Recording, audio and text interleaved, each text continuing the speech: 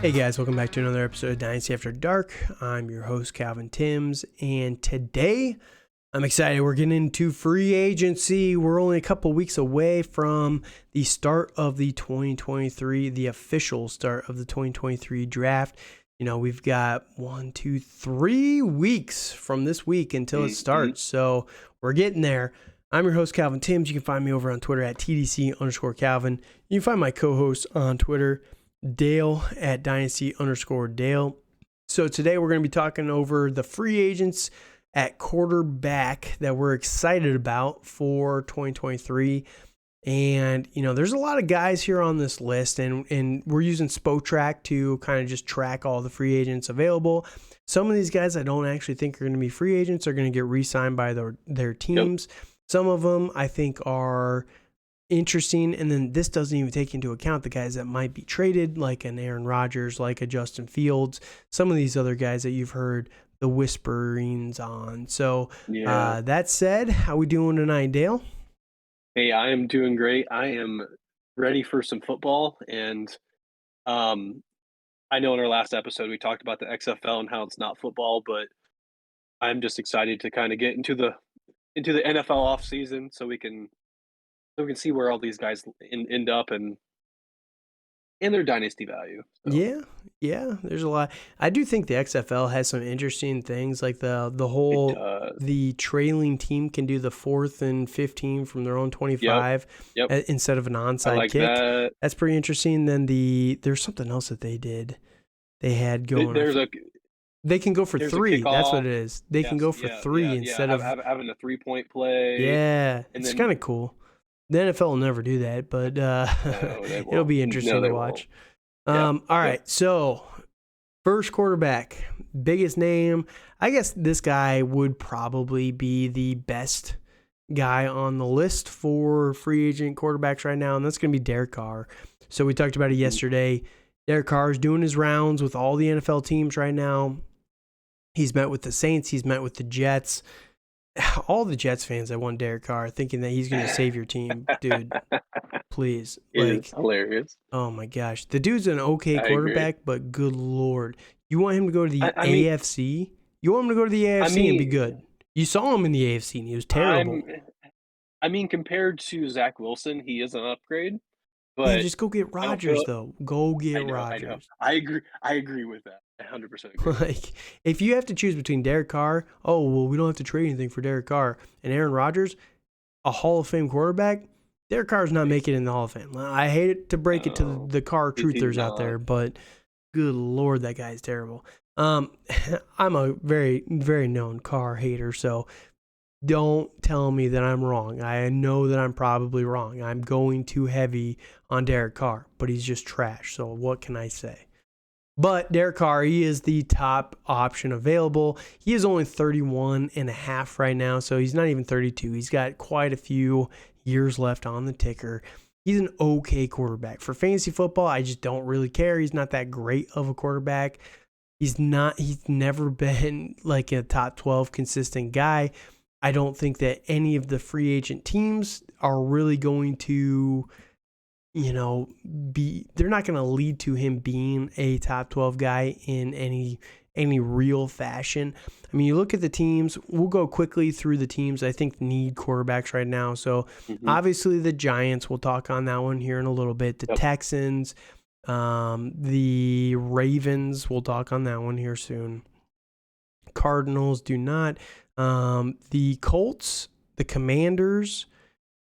Oh, who else we got here? Steelers could use one. Steelers could use one.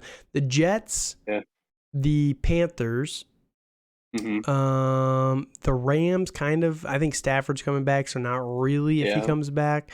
The Titans, everyone really likes to hate on Ryan Tannehill, but the dude had the worst offensive line in the history of the franchise last year. Just get him some help there.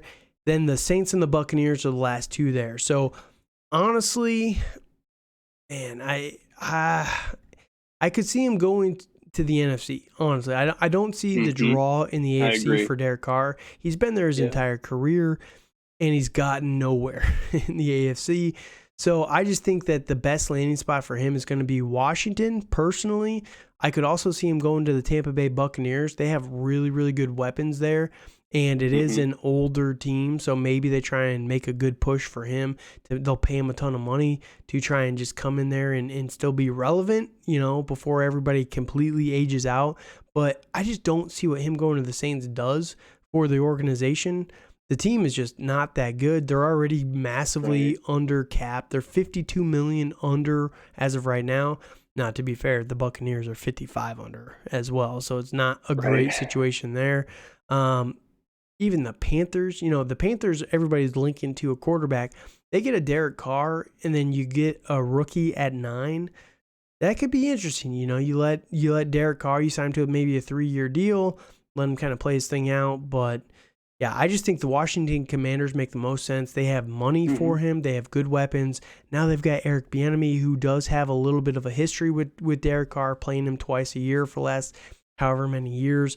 So it just kind of makes sense there. So any landing spots specifically that make a lot of sense to you?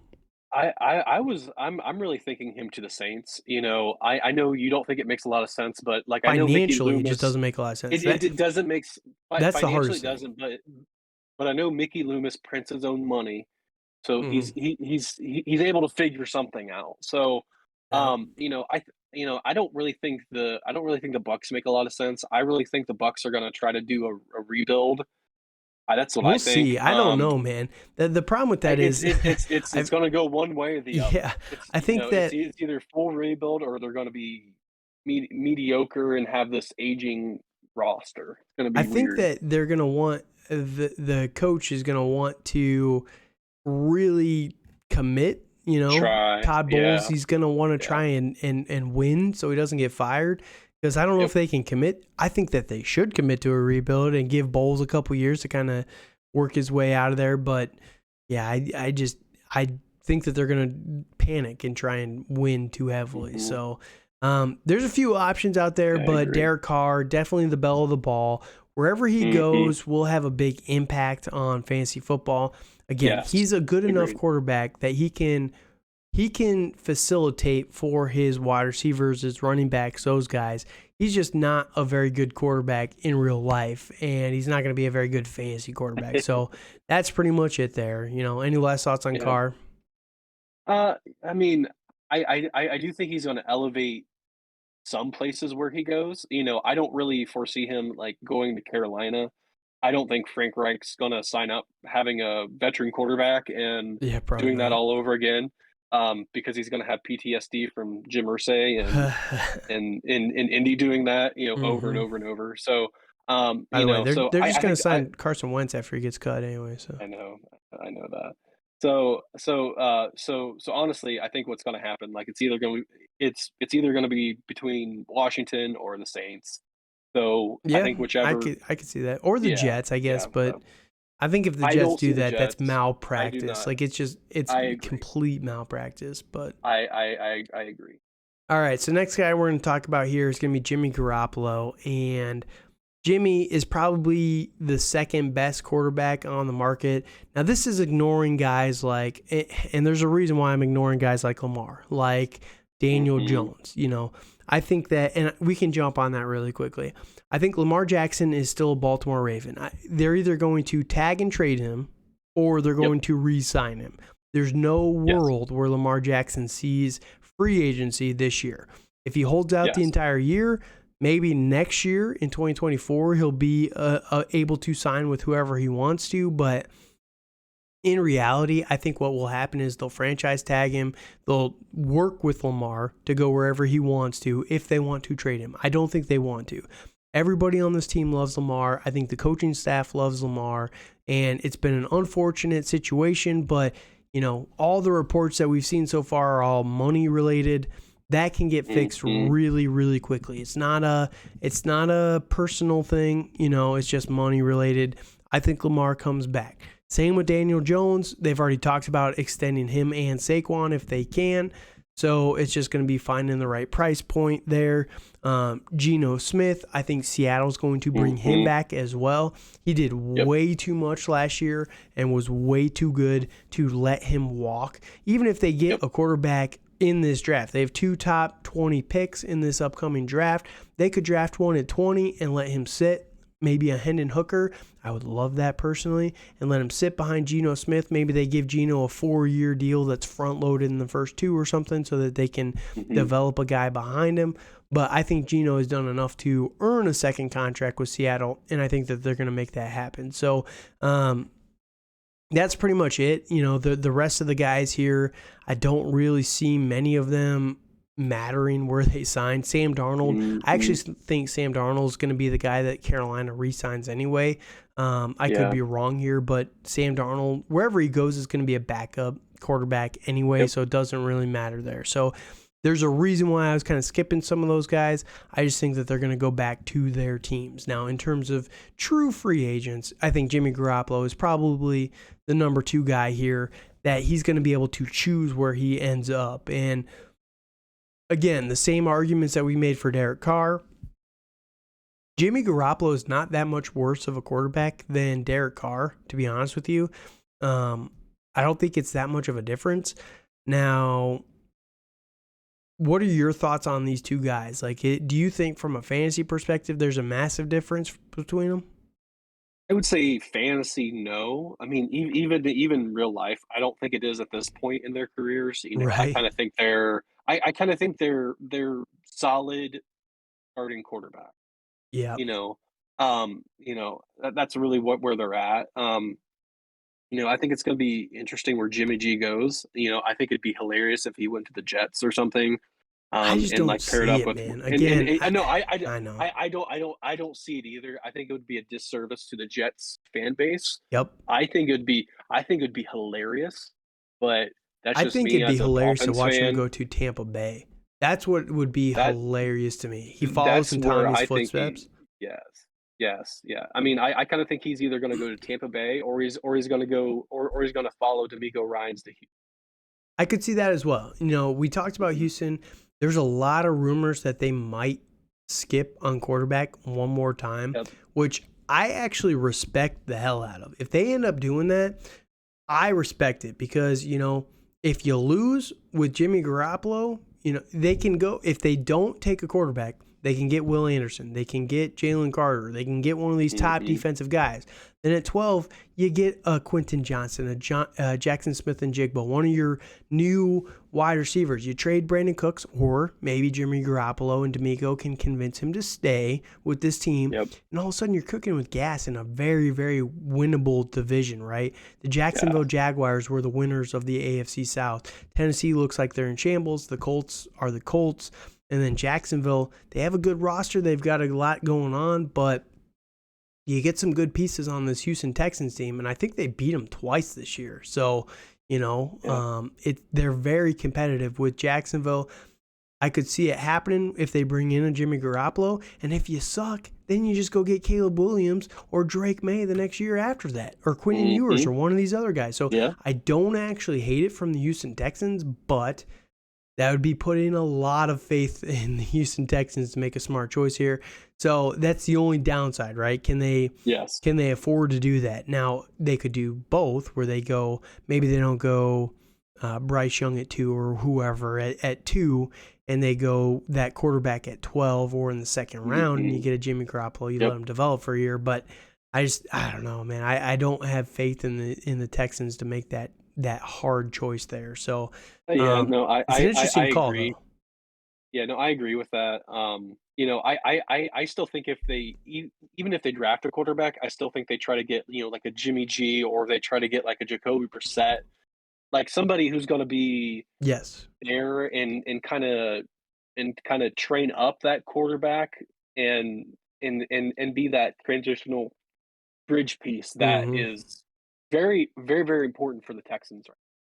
Well, that leads perfectly into my number 3 guy, who was going to be Jacoby Brissett. Again, I think Jacoby Brissett, from a fantasy perspective, has shown now multiple times that he is more than capable of being a good fantasy gap.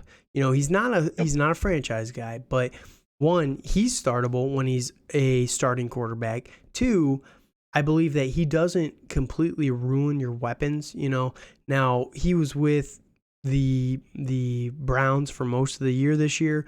Amari Cooper was still relevant. Donovan Peoples-Jones was pretty relevant as well. Nick Chubb was pretty good. So Kareem Hunt was kind of spotty, but it's kind of that point in Kareem Hunt's career anyway. He's an older running back. Mm-hmm. So, but Jacoby Brissett was fine. He kept all of those guys afloat. Jacoby Brissett is the perfect guy to go somewhere. You know where I actually think he's probably going to sign? Honest to God, I think he's going to go to Carolina. He's going to sign with Frank Reich. There's the history there, the relationship there, and everything says that Carolina's going to go quarterback at 9. They can get an Anthony Richardson, somebody like that, who's a lot more raw, and they can let him develop behind Jacoby for a year. You know, I believe that's where he's ultimately going to end up. And when it's time, because Jacoby's not the franchise guy, when Anthony Richardson's kind of ready and they're out of contention completely, that's when you swap in the Anthony Richardson or the CJ Stroud or whoever it could be at 9. And I think that Jacoby Brissett going to Carolina is perfect. Now, Jacoby Brissett with Carolina, what do we think about that from a fantasy perspective? I think DJ Moore would still be fine. I think that, the running backs will be interesting to see what they do there. I believe Deonta Foreman is a free agent, if I remember right. Chuba Hubbard is still there, so they could definitely get a running back in the draft class. They could get one in free agency. There's 1,000 of these guys going around. But Jacoby Brissett himself would probably be a low-end quarterback too, which in Superflex could be useful. You know, there's not a big gap between that and quarterback number 12. It's like 1 to 2, 3 points on average. So I think that he's a very interesting prospect from that perspective. But yeah, Jacoby Brissett is somebody to watch for. I think that he's kind of he's the modern day Tyrod Taylor. Yes, absolutely. Where he's good enough for fantasy, right? Yeah. Go ahead. And where's your point? Well, I was going to say that I feel he's better than Tyrod Taylor in the fact that he's more competent as a passer. Correct. He doesn't have the rushing upside for sure. No, he doesn't. But I feel better having him as my starting quarterback than I would Tyrod Taylor. Yeah, for sure. So yeah, Jacoby Brissett is my number 3 guy. Now, again, you're not relying on Jacoby Brissett for more than this season. Probably not even the whole season if you have him. Yeah. But he's somebody that I think could be interesting to steal a couple wins early on. If you have Kyler Murray and you're dead set on keeping him all year, you're not kind of panic selling like a lot of people are out there. Jacoby Brissett might be the perfect kind of bridge quarterback for you as well, where you can plug Jacoby Brissett in early. You can get him for nothing. Even in Superflex, you could probably get Jacoby Brissett for a 4th round pick, maybe a 3rd. So he's a good buy if you need a quarterback early. So that's just my thoughts there. Number 4 guy kind of rolls right into that. We talked about Sam Darnold a little bit. I don't think I don't know. I don't know where he's going to go. I just don't care. But him and Baker Mayfield, both of these guys, I just don't know if I should care. I want to care. I like Baker. They're both going to be backups. I honestly think Baker's going to stay with the Rams. And be the backup under Stafford. Kind of do a Jameis route. Yeah.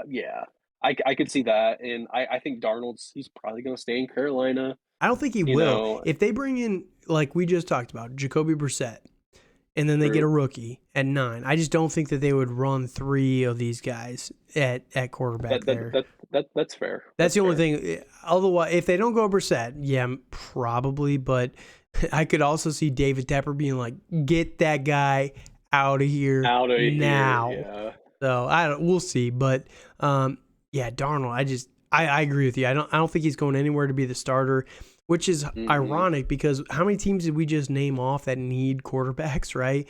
You got, let's go through it again real quickly. You got the Raiders who need a quarterback. Yep. Texans, Ravens, which we'll discard that one because again, I think they're getting them back. The Colts, Commanders, they've got the Jets, we've got the Panthers, on time here. Saints and the Buccaneers. Saints, that's Bucks. 8 teams. Yeah. 8 teams. We've got 2 competent long-term starters in our free agents this year. That's wild, man. And then you got how many in the draft? Like You got quite a few Probably candidates, but 4 to 5 probably day one starters. yeah, Probably. like I don't even think a lot of them are day Yeah. one starters. Like Will Levis and Oh, I Anthony know. Richardson are I not day know. one starters, but they're going to be first round picks probably, right? But they're Go ahead. but I was about to say like probably on their draft price they probably will be day one starters. But that's beside the point. Yeah, yeah. I mean, you could, but I think if you're starting them day one, you got bigger problems there. Absolutely. So, Yes, you got absolutely. Bryce Young, C.J. Stroud, Anthony Richardson, Will Levis. That's 6. That leaves 2 teams that need, quarterbacks. And again, we think Jacoby Brissett is going to be going somewhere where C.J. Stroud or Anthony Richardson or one of these other guys is going. So, 2 teams are going to be screwed for quarterbacks in this shuffle. Now, maybe the Jets go and trade for Aaron Rodgers, and that kind of fixes that one, right? So, okay, now Jordan Love is the starter for Green Bay, and you got Aaron Rodgers. So that's one of them, but there's still one team that could be completely screwed, and that's where someone that the next guy, Baker Mayfield, perhaps, or Taylor Heineke could be a very interesting signing for one of those guys. Taylor Heineke, not the best. He kind of makes a lot of dumb decisions, but, he's serviceable. He could be a bridge guy. The teams seem to like him a lot, Yeah. Tyler Huntley is another guy down here that's kind of interesting. He's a free agent as well. And then the last guy that's kind of interesting as well, I do believe Jarrett Stidham, by the way, he's a free agent, but I do believe Las Vegas is going to re-sign him, whether it's to be a backup or, compete for the starter or whatever it is. Or the starter, yeah. Right. I agree. But the other guy here is 3 months older than Jarrett Stidham. Gardner Minshew. Guy. We've seen, I honest to God think that Gardner Minshew has the talent to be a starter in the NFL.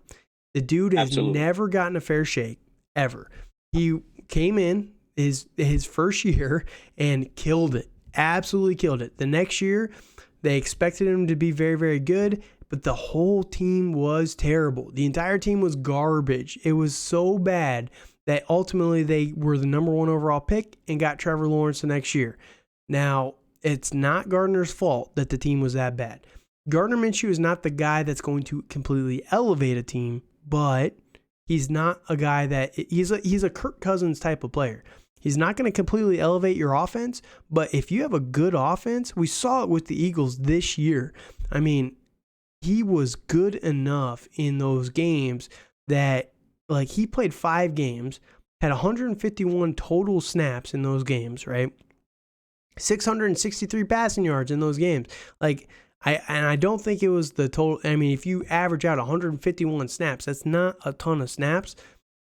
That's not a full game's worth of snaps for 5 games, right? So the fact that he had 663 yards, 3 touchdowns, it's pretty good, man. Yeah, I just think that there's a lot of potential with Gardner Minshew to come in and fill that last slot for whichever team this might be. So I could see Baker going over there. I could see someone like Gardner Minshew or the last guy, Taylor Heineke, going over there, or Taylor Heineke or Tyler Huntley going over there as well. So some guys that are interesting, but again, long-term prospect-wise, I think the only one with long-term value would be someone like Gardner Minshew. If he went to, let's say that Tampa Bay signs him for a pretty cheap deal to be their starter, he could do some damage with that team, man. He really could. Oh, absolutely.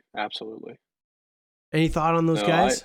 What are your thoughts? Yeah, I mean, I think all those guys are pretty low on our totem pole, I guess you could say.